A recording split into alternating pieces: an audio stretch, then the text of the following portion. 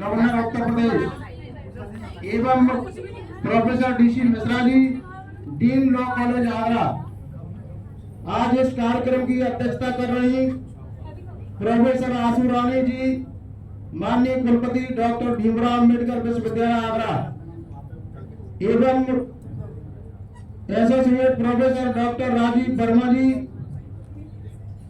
एवं सहायक प्रोफेसर श्री रणविजय सिंह जी तथा सहायक प्रोफेसर श्री अभिनव शर्मा जी, आप सभी को चरण वंदन करता हूं।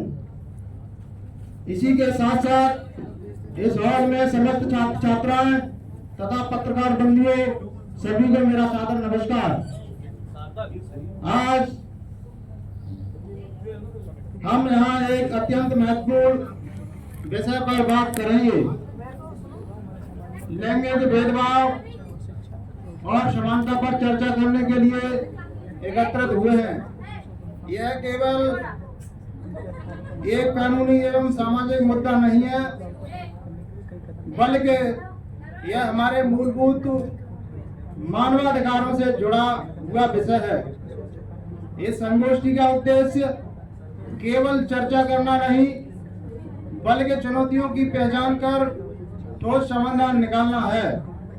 लैंगिक भेदभाव का अर्थ किसी व्यक्ति के साथ उसके लिंग के आधार पर भेदभाव करना।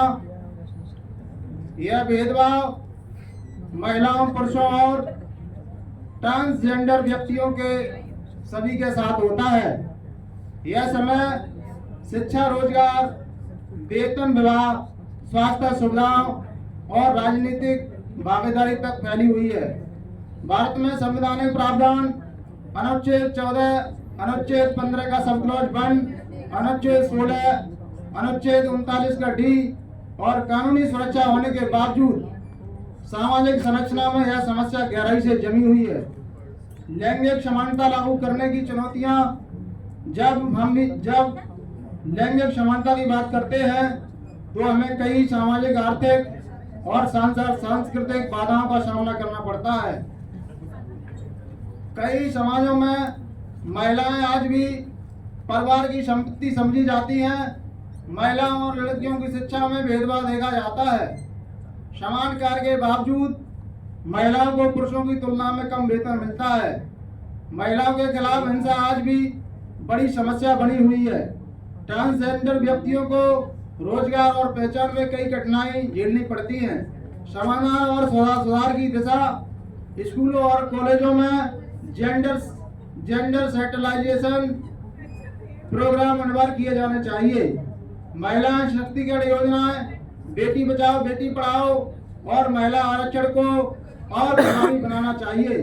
कार्यस्थलों पर समान वेतन और अवसर को सख्ती से लागू किया जाए। महिलाओं और ट्रांसजेंडर समुदाय के लिए अधिक सुरक्षित कानून बनाए जाएं। घरेलू हिंसा अधिनियम, दहेज निषेध अधिनियम, मातृत्व लाभ अधिनियम, कार्यस्थल पर यौन उत्पीड़न अधिनियम। लैंगिक भेदभाव का इतिहास प्राचीन काल से जुड़ा हुआ है। प्राचीन समाज, पुरुष प्रधान समाज में महिलाओं को घरेलू कार्यों तक सीमित रखा गया और उनके अधिकारों को प्रतिबंधित किया गया। औद्योगिक क्रांति, इस युग में महिलाओं ने कामकाजी जीवन में प्रवेश किया, लेकिन असमानता स्पष्ट रूप से दिखाई देती है।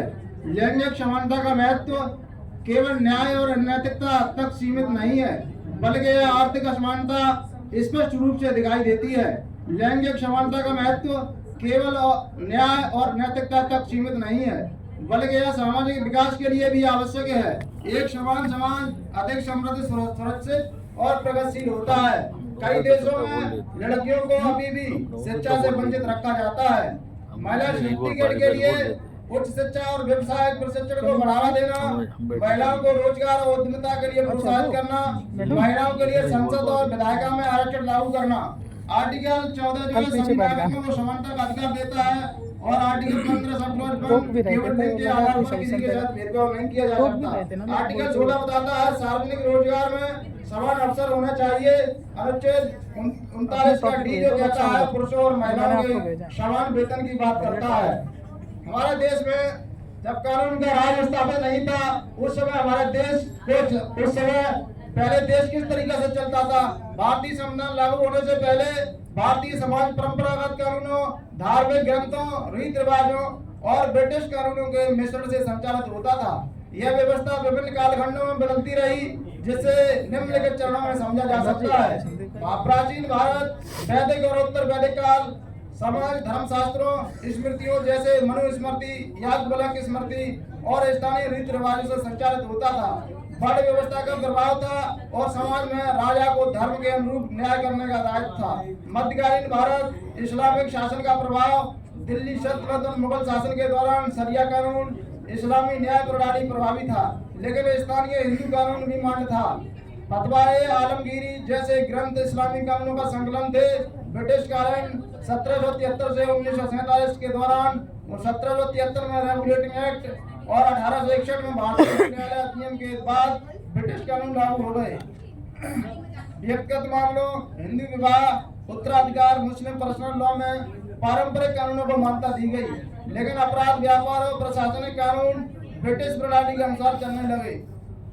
उस दौरान आईपीसी, सीपीसी और सीआरपीसी लागू किए गए, लेकिन वर्तमान में बीएनएस 2023, बीएनएसएस 2023, बीएसए 2023 संविधान को आने के बाद बदलाव 26 जनवरी 1950 को भारतीय संविधान लागू होने के बाद भारत में समान कानून प्रणाली बनी, जिससे अस्पृश्यता, जातिगत भेदभाव और अन्य कुप्रथाओं को कानूनी रूप से समाप्त किया गया। अब कानून समान रूप से सभी नागरिकों पर लागू होते हैं और न्यायपालिका स्वतंत्र रूप से कार्य करती है।